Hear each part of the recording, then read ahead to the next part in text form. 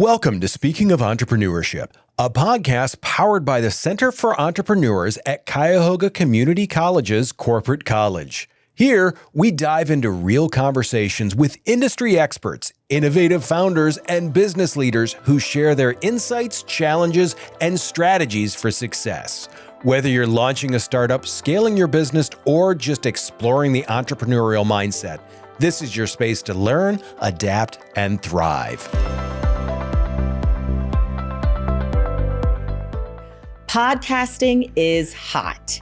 If you don't listen to them, if you don't have one, if you've never heard of one, you are missing the boat. But most importantly, if you have a business and you haven't at least thought about the idea of podcasting as a strategy in your business, then you are really going to be left behind.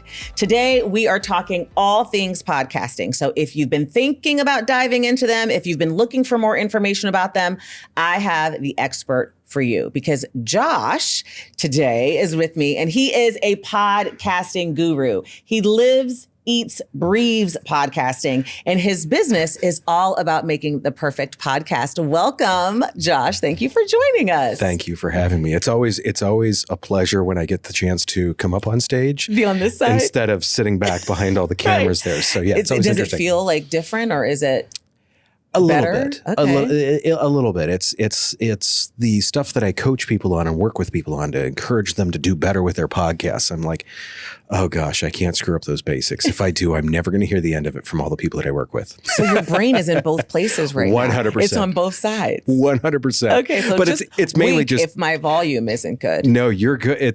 My brain is just going, don't screw up, don't screw up, don't screw up, don't screw up the basics. So yeah, we'll be good. No way. So I mean, we've got to dive into this, because I'm sure, working with hundreds of companies, especially specifically around their podcasting, that people do podcasting for different reasons, right? Some folks, look at it as a way to just be on camera. Yep. And most business owners, though, are thinking of it from a marketing strategy perspective. And I know that you've probably had experience with all of the above. So I want to talk about misunderstandings, like the myths around podcasting. What do you think most people misunderstand when it comes to podcasting and first embarking upon taking it on? There's two pieces to it. And to me, the first piece of that is that, first off, it's just set up a microphone, if you're going to do the video side of it, set up a microphone, set up a camera. Good. You can do that. You can record stuff. Everyone can. There's kids that do that. Right. To make it good, it takes work. Mm-hmm. There's pieces to it, and it's like anything else. It may look easy on the surface, but it's not. There's a little bit more to it, and there's a lot of mistakes that people make. Anyone that started, I mean, I know you do a lot of it too. We've all started and we've all made that same mistake. Yeah. And so starting without those mistakes is one of the things that we like to help on. And it's one of the misconceptions where people just push record and you're good. Yeah. Yes, that is so true. The other one that I see in a lot of cases too is it's the lack of practice and the lack of awareness in it.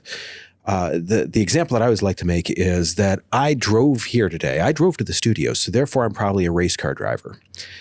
Very different skills, and they appear. Just because you can talk doesn't mean that's the same as a podcast. Mm-hmm. So look at it that way, as this is a skill that I need to work on. This is a skill that I need to develop. So the effort and the skill behind it are both things that, you can do really, really well.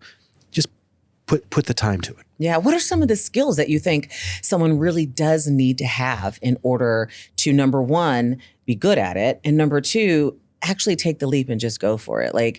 Sometimes I think people overthink it. Even my students, when they are talking about their marketing strategy, because we do a lot of work around marketing strategies. And then of course, because it's 2025 going into 2026 and beyond, podcasting comes up. And the idea is, I listen to a lot of podcasts. Right. So I want to do one. But like you said, there's some skill that goes along with it. And at least if you hear these, and what are those skills, I want you to tell us, then what should you do in order to really upskill a little bit so that you can take the leap? The skill is, first off, neither one of us is ever going to get accused for being dull, being excited about what you're talking about. So make sure you present as excited. Yes. And the problem is, in many cases, a lot of people don't realize that they don't present that way. Now, granted, don't go over the top and be all sorts of dramatic about it, but just make sure you're excited about it. If you're going to do an interview, this is the biggest one to me, is be curious. The most successful podcasts we have, people ask things from a curiosity mindset. Yeah. If you go in with a curiosity mindset, that is huge if you're interviewing people. If you're just going to do a solo podcast, the number one thing to keep in mind is be a little bit, and there's different ways to be entertaining, Mm-hmm. be making sure that you are adding value to people's day. Yeah. They are giving you their valuable time. Make sure that you are making it worth their while. So give them good information and do it if you can give them good information and do it in an entertaining way, boy, people will listen forever. Yeah, I think that, when you're in that zone too, when you're just talking, it helps if the energy between the folks is there. Because for me, what you just said that stuck out for me, it's the don't be dull. Sure. And there's 100%. nothing like watching or listening to a podcast, because I do both, right? I listen and I watch. Sometimes I'm watching or listening to a YouTube podcast as I'm driving because it might be video behind it. But there's nothing worse than starting out with one and it coming across instantly as dull or boring. And I'm like, I cannot get to the swipe fast enough. I cannot get to the swipe fast enough. And so maybe that's like, for me, it's like, am I feeling like doing this today? Can I do this today? And if I'm not feeling it today, I shouldn't be doing it because dull might come across. So is that the number one thing that you have to coach people through, is how to be less dull? It's That's a real thing. It's audience specific. Okay. Because, and we talked about this a little bit beforehand, like you and I present differently. You're high energy. You're about pumping people up. I'm like, here's the thing. I stumbled across this a few weeks ago. I stumbled across a video podcast that was for auditors. Right. This woman presented very flatly. She was not exciting, but I am like, holy cow. On purpose? This is the perfect podcast for an auditor because it was delivered in an auditor language. So I mean, probably wouldn't be good at an auditor podcast. No, you would not. These people would be like, too much, too much, too much. That's a good point. But it's knowing your audience and make sure that you're excited for your audience, excited for an auditor's audience. So it's very different than some good auditing. Right. Then it's very different than excited for your audience. I'm trying not to laugh. No, please do. Because it is funny, but it's about finding your audience and connecting with them. And that's, to me, if you look at so many people that follow you, they have your same energy. They have and that's the beauty of podcasting too, from a content creation. Now, if you're in a large organization, you want to figure out who your target person is. And that's the target person is typically who you want to have doing the podcast. Because they're going to be the ones that are going to resonate with that audience. In the class that I teach here, I had a gentleman one time, I always tell people, like, your target audience is typically you and maybe 5 years older and 10 years younger. So you got that range there.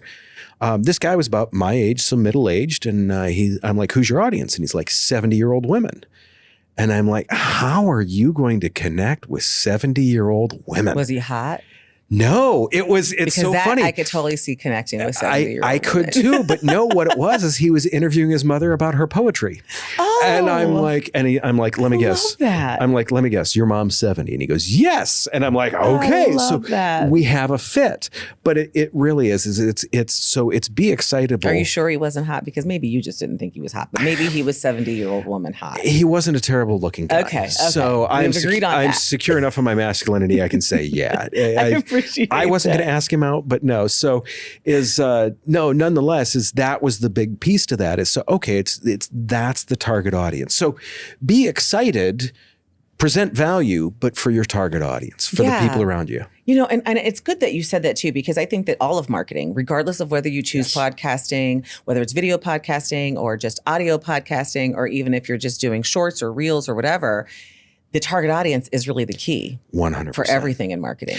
What's difficult is people see like the Joe Rogans or the Mel Robbins of the world, and they say like, oh, I want to get that many people.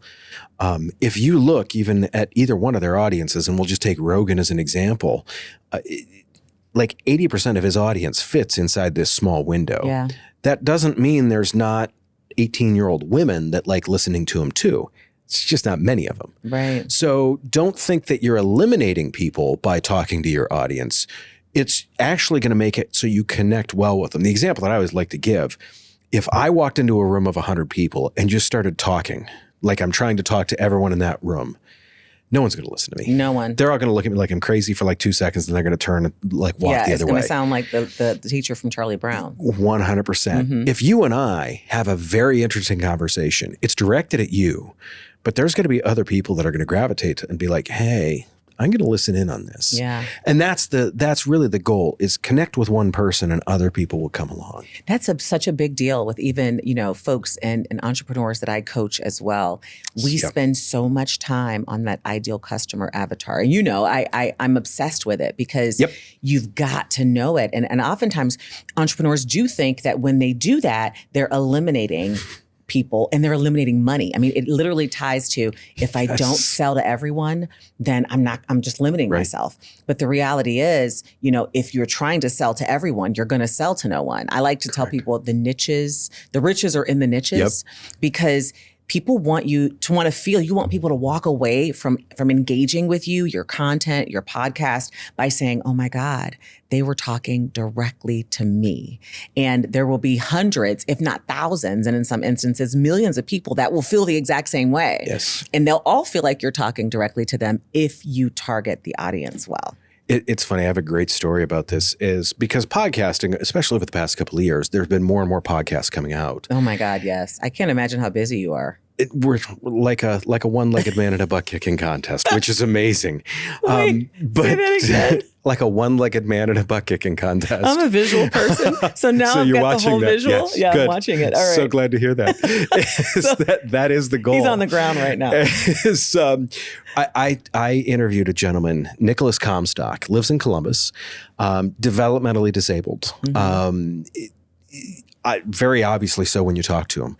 Very charismatic though. He said one of the most brilliant things that I truly, it stuck with me. There's so many people doing podcasts out there. People are always like, hey, isn't it too crowded now? And his response was brilliant. And he's like, look, there's a lot of voices out there, but no one has your voice. And that's where you're going to find your people, because there are people similar to you that it's going to resonate. The other thing that I look at with podcasting too is, I mean, I've done public speaking. I know you do a lot of public speaking. I always tell people, if there was 25 people in the next room, would you go in and talk to them? Yes, all day long. I would love to. Tell me there's 25 people in the next room. I am going to walk in there and go talk to them. Well, why get upset when you only have like 25, 30 downloads? Yeah. You're 100%. You're connecting with those 25, 30 people in the room. You would walk next door into the room to talk to them.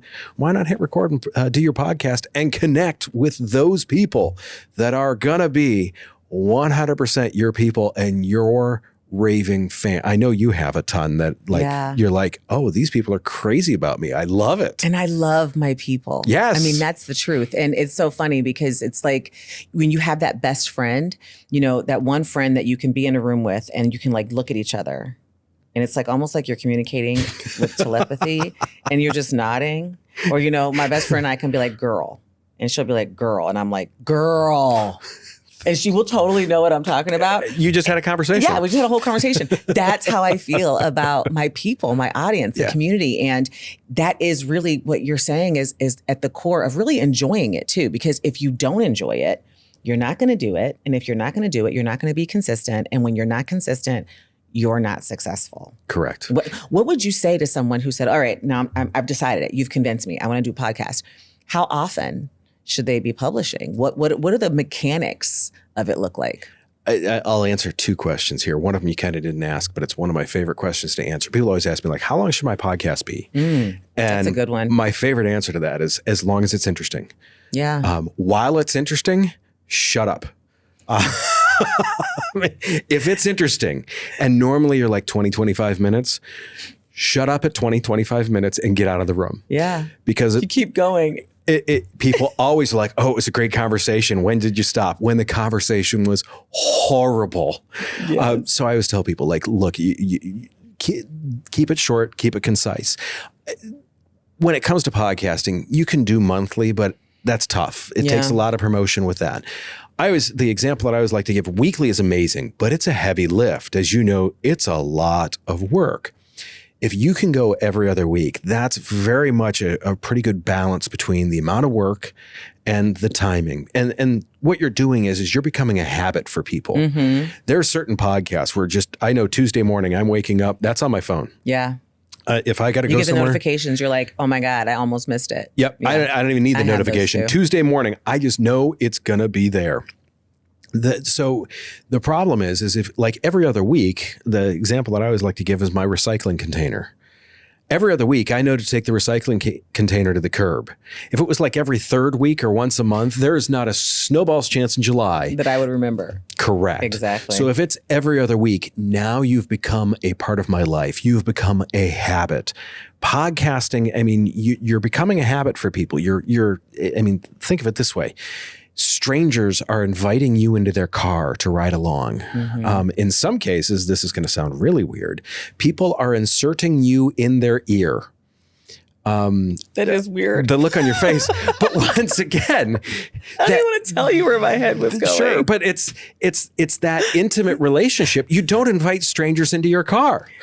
No, you do not. No, that is not safe. But you invite podcasters into your car, and people look to that, and people build on that relationship of it. Oh my God, when you say it like that, when I'm thinking about where I listen to my podcasts, I invite podcasters into way more private spaces. They're in the car. They're in the bathroom. They're in the bathroom. They're in my bed. They're in the backyard. Yes, they're sleeping with me because I fall asleep to some podcasts, especially like meditative podcasts. When I'm sweaty on the treadmill, they're with me all the time. So, but realize that that's why it's building that relationship, because you're in these, as a podcaster, you're in these spaces with people. People have invited you into their space. Do you think that people overthink it too much? I feel like sometimes for me, I overthink it. Sure. I overthink what the topic should be and what the conversation should be. And then I print these things out, and then we get into the conversation and I don't look at it at all, because the conversation is what I enjoy. The interaction is what I enjoy.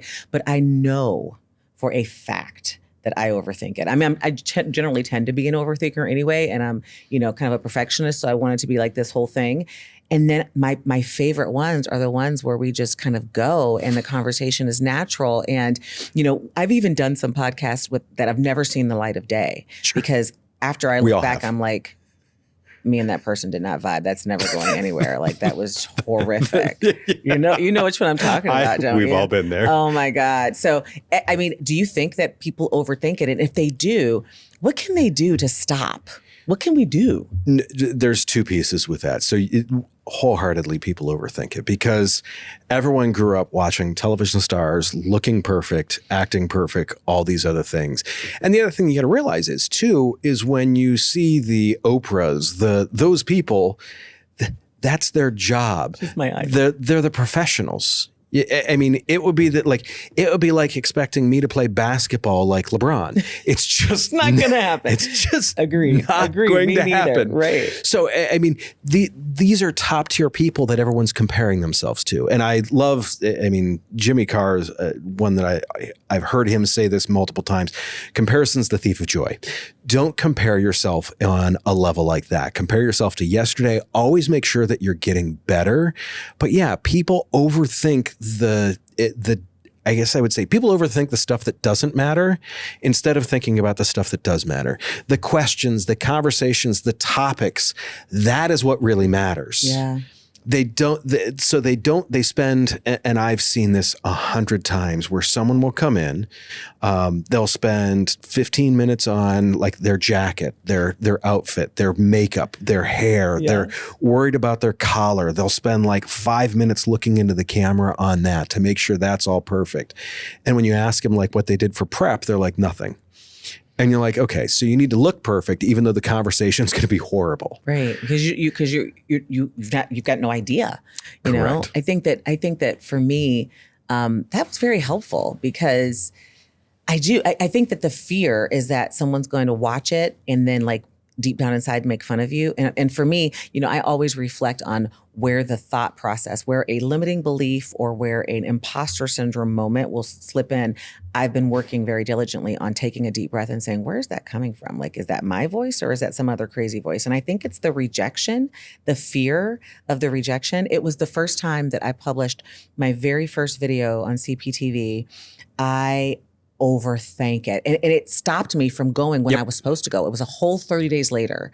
And I remember when I finally did push go, being so intensely anxious and like staring at the comments and staring at everything for like hours afterwards, just to get to a point where when I got my first troll comment, you know, I love a good troll. When I got my first troll comment, it was like months later. And before that troll comment, there was so much positive feedback that the troll comment became like, dude, you're like that 1 star on Amazon where everybody else, you're the one guy that made it 4.9 stars and not 5. Like, how dare you, right? So it wasn't even that serious for me. No. And so I think that that's great inspiration for you to say, just be yourself, because it's not that deep. No, and so the two things that I'll say with that is your first 2, 3, 4, 5 podcasts are always going to suck. It's okay. Be okay with, like, expect that. You didn't hop on a bicycle and just do the Tour de France. No, you did not. Right. You may have, you crashed into your mom's car. I mean, you did those types of things. You fell. Right. You fell. There's all these things. So your first ones are going to be pretty bad. The other thing is if you are at the point where you are starting to get some trolls, congratulations. You're saying something meaningful enough to be like, to get people on that. And then the other thing, I have a great story about how people just don't care and people just don't notice. So everyone's worried, like the hair, the makeup, the look. And I mean, there's tons of people that I get like, I don't want to do video because of this. Yeah, I get that too. I started my career doing videos where they were self-shot videos. I did a 20-minute video. It took me about 4.5, 5 hours to film. The last hour and a half of filming, I realized I left my zipper down. The whole time? The last about an hour and a half. Okay, all right. They're 20-minute videos. So there's probably the last 4 or 5 minutes of the video. I did some creative cropping. I changed some shots. And then there was one shot, there was no way for me to crop. I literally took a piece of pants from here and cropped them over so that way you couldn't see that. That was 7 years ago. I occasionally go back and look at that video. No one has noticed ever since. And that's what gives me the realization that, hey, people aren't looking that closely. People aren't going to be like, they got a zit, or people aren't going to be looking like, hey, some of their hair's out of place. That's not why they are there. They are not there because they think you're a 10. They're there because you've got good information. Right. And I think that it does take time to like what you're saying, for that to resonate for a lot of folks, especially if you are a perfectionist and if you live in that state of like a little bit of imposter syndrome. So I know for me, I do this whole thing before I started. I did it before we started. I take a deep breath and I literally say to myself, you are okay. You are going to knock this out the park. You are good enough. Yeah, no, I was watching that. I'm like, okay, she's got a thing. she's playing her walk-up song in her head. Let her do her thing and we'll be good. Absolutely. When you are giving people advice and you're coaching folks around starting. Yeah. Because I love some steps, right? So I want folks to walk away with, okay, I've decided I'm going to overcome this imposter syndrome. I'm going to make it authentic. I'm just going to do it. I'm going to do it every 2 weeks. All the stuff that we've talked about, which, by the way, are some gems if you haven't recognized that by now. What are the steps to actually getting started? Like, what's really required? Like, equipment-wise, people wonder and ask a ton of questions. But what do they need to do step by step in order to finally get to a point where they've got a podcast that they should just upload and go? A couple of quick things. So equipment-wise, a cell phone with like an add-on mic for like $20, $30 will get you so far. You hear that? Yeah. That's all you need. Cell phone, good mic. Yeah. You can even prop it up on books. I always tell people, put it eye level. We don't want to look up your nose, or we don't want to look down on top of your head. Oh my God. That's the zoom shot. I call it the zoom shot. Correct. We coach people on that all the time. I'm like, please blow your nose. So that is step number one. Step number two, I would say, like RSS.com will allow you to do the RSS feed. That is how a podcast, the audio version of the podcast, gets out into the world. RSS.com, just open that up as a free service. So you can start that out. There's Buzzsprout that has $20 a month. So that is how you can start the podcast. YouTube's free. Like social media is free. You can post it anywhere and everywhere you want to. So none of that should stop you. I mean, like Buzzsprout, I always tell people it's $20. Dig through your couch cushions or you're like under the seat of your car. You got the money. Like give up the Starbucks. Right. For a couple of days. Yeah, like I said. Just a couple of days. Yeah, so maybe even one day if you're really into it. give up the Starbucks one day. But you can do that the second month. Dig through the couch cushions the first month. Yes. The second thing is there's two key steps. And I always say it is figure out who you're talking to. And figure out what value you're adding to their day. If you do those two things, you are ahead of probably 80% of the podcasts that are out there. It's just, how do I add value to this specific person's day? Yeah. Do that. I mean, do that with intention, and you're just so far ahead already. And just hit go. Yep. Just hit go. Push those record. are the steps. So people have asked me, do I need, those mixing boards and the ones that can control the audio and all that stuff? No, more buttons is just more chances to screw things up. And how are you going to even mess with the buttons if you're actually doing the recording? I'm always like, you're going to like reproduce yourself and like be on both sides of the camera? No, that's not a recipe for disaster at all. How are you going to do that? But I think that people see like these big productions, like they feel like they're at a concert, a Beyonce concert. And it's like, you don't need to be at a Beyonce concert in order to hit go. No, I mean, find a spot where you look and sound good. Don't record in traffic. Yes. Find a quiet room. You don't need to be in a closet even.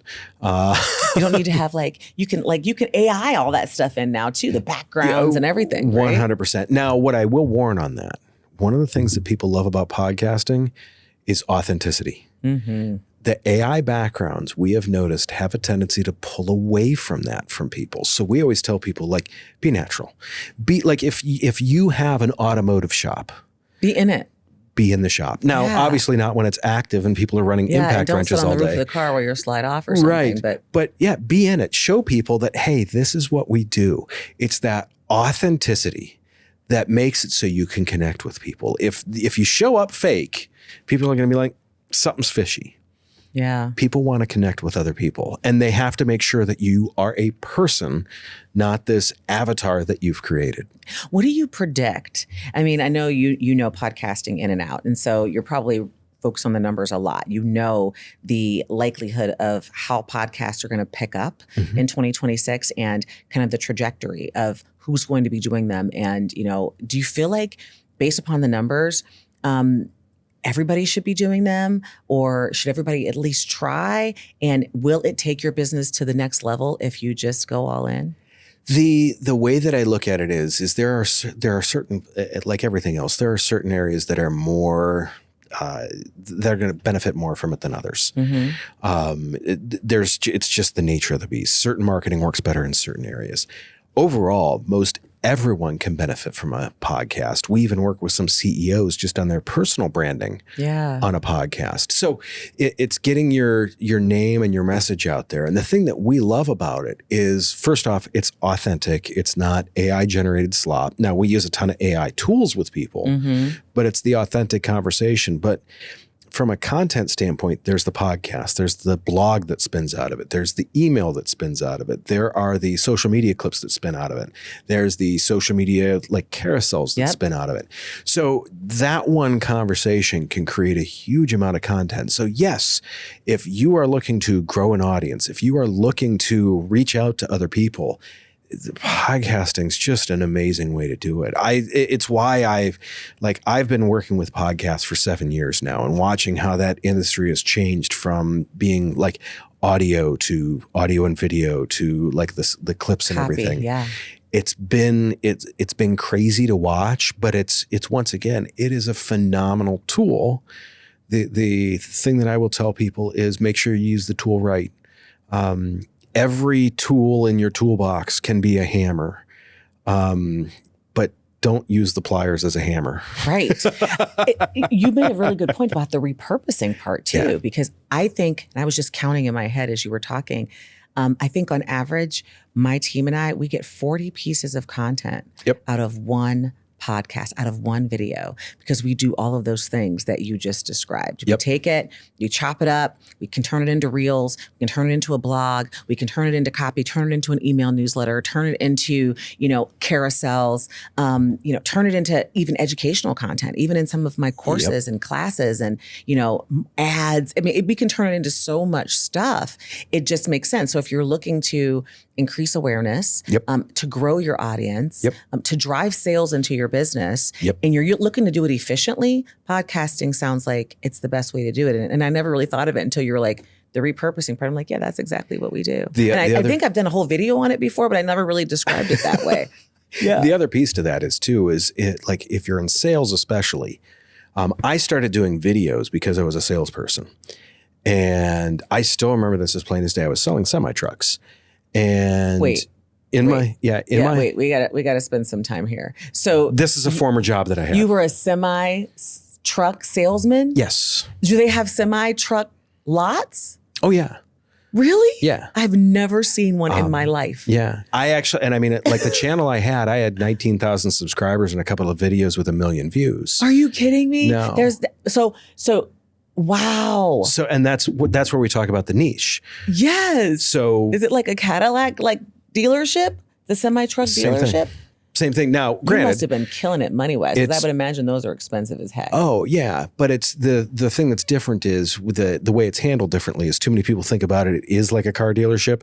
It's not, because this is business to business. So this is no different than buying another piece of machinery. Right. Now, granted, it's a location. Right. Yeah. It's shiny and red and goes down the road. But nonetheless, I still remember the day that it really clicked for me was I was sitting in my office. And in walks this guy. And he's like, hey, Josh, how's it going? Love watching. And he just sits down across the desk from me like we were old friends. And I'm like, oh, this guy knows me. I have no idea who the hell he is. I'm kind of scared at this point. But he sits down across the table from me and I'm like, oh, this guy knows me. He's totally comfortable with me. Other people went to talk to him and he's kind of a little bit shy. He talked to me like we were best friends. And I was like, we've built that know, like, and trust. Yep, he'd seen your podcast. And it's that authenticity that I had through that it said, this is me, this is who I am. If you walk in the door, this is who you're going to get. Yeah. I was a little more nervous at the time, but once again, it was that. And so, yeah, it's that build that know, like, and trust. It's that authenticity that comes through it. It's that build that reach. As you know, I mean, everyone wants the marketing machine to be like, I'm doing marketing, give me 10,000 people next week. No, instantly, it's a slow build. Everybody wants it instantly too. Well, they want it yesterday. Yes. It's a slow build, but it is a great way to do that, because once you've got that history, people go back. And I mean, I still get people that are commenting on videos from trucks 6 years ago. Yes. And it's a gift and a curse, because you want to give them updated. I mean, every time I see someone on a video that I did 5 years ago, I'm like, wait, but there's an update. And I'm trying to figure out. More. I'm like, but wait, there's an update. Like, I'm trying to give you like an update. But it is that evergreen content can change the game for you. And that's one of the beautiful parts about the video podcasting. And then just pulling out the audio and putting it on different things for us. I don't think I realized that when I first embarked upon my YouTube journey, how evergreen really is. For sure. But it's definitely an advantage. So if we could make sure that we leave people with like your favorite thought of the day, right? So let me think how I want you to word this, because there's so much that can go into, loving podcasting and getting to connect with people and getting to have fun creating content. But if there's one thing that you would tell people that are out there right now thinking, 2026, I'm thinking about doing this podcast, I'm not sure, what would you say to convince them to go for it? A couple of things. One, it is a lot of work, but oh my God, is it worth it? And the first couple of ones don't have to be that much work. So you can dip your toe in the water and be like, hey, I think I like this. Yeah. The other one is, of course, reach out to Tri-C and Corporate College here. By all means, we have some information on it. We've got a ton of great resources on it. Additionally, I teach a podcasting class here. Nice. That we go through. We help you build, like I call it your podcasting Bible. You walk out after the class with how to build your podcast, how to focus on your Bible. audience. I love that. It is a guide that I tell people to read. Like there's a one-pager that we work on that I tell people, like, read that before you hit record, because that is going to tell you, am I hitting my target audience? Am I doing the things that I should be doing and not having pod creep or anything like that where I'm going off topic? But overall, it really comes down to just press record. You will figure this out. Just press record. Like, have faith in yourself. Have confidence. If someone's not in the Cleveland area, how do they find you? Because your expertise, I know you do coaching, but you also like produce the podcasts 100%. and direct them and edit them and all that kind of good stuff. So you know all the ins and outs. Where can they connect with Josh in order to get that podcasting fire? Thank you. It is Pedal Stomper Productions, PEDAL, and it's Stomper, just singular. But find us on the web, obviously, on LinkedIn. We're really active. For the podcast side of the business, it's Pedal Stomper Productions Podcasting on LinkedIn. There is a host of clips of me and a lot of the guests that I have had on there. Just, you could scroll for hours, and I mean, you could very quickly become nauseated by the number of clips of me on LinkedIn. But yeah, we've put a ton of stuff there. Reach out. I always do a 30-minute no pitch podcast consultation too. Anyone that's like, hey, I got questions, we'll sit down. We'll do 15 to 30 minutes of talking about how you can make your podcast better. And I don't pitch. I'm like, look, here's how you can be better. That? He's going to give you a 30-minute office hours for free if you reach out. That's insane. We might have to talk about whether or not you should still keep doing that moving forward. Maybe you should tag a $57. Do people show up? Like, do you have? No, we do.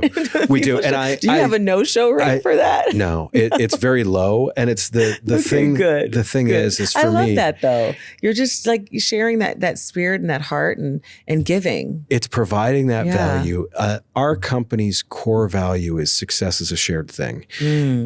I have had people that we talked to a year and a half ago that weren't ready when we talked to them, that have come back and said, hey, we've grown our podcast. We need someone to produce it. Let's do this. Of course. So and they're going to come back to you. Correct. For sure. And it's what we built. And for me too, I got into podcasting kind of indirectly, but I found that the biggest thing that I love about it is the people that I get to meet, and the stories I get to hear. Yeah.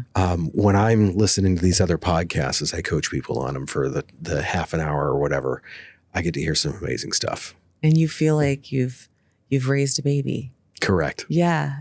I can tell the energy and your love for podcasting comes across very clearly, and your expertise. So thank you. I appreciate our time today. Me too. Thank you. I learned so much. Good. I mean, I'm going to add some of the stuff and the tools and the RSS. I use something totally different, but I'm going to check that out as well. So, and Good. you do amazing work. And thank you for joining me. Thank you. Happy to be here. Absolutely. Well, until next time, as my loves, as you can see, we are talking all things that's going to change the game, really take your business to the next level. And podcasting, if you're thinking about it, this is your answer. Go for it. Just hit record, like Josh said. Until next time, we'll see you soon. Bye-bye. Mwah!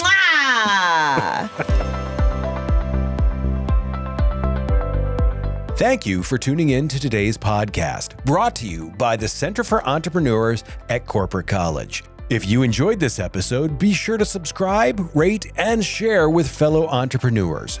Tune back in to stay connected with us for more insights and resources to help you build, innovate, and thrive.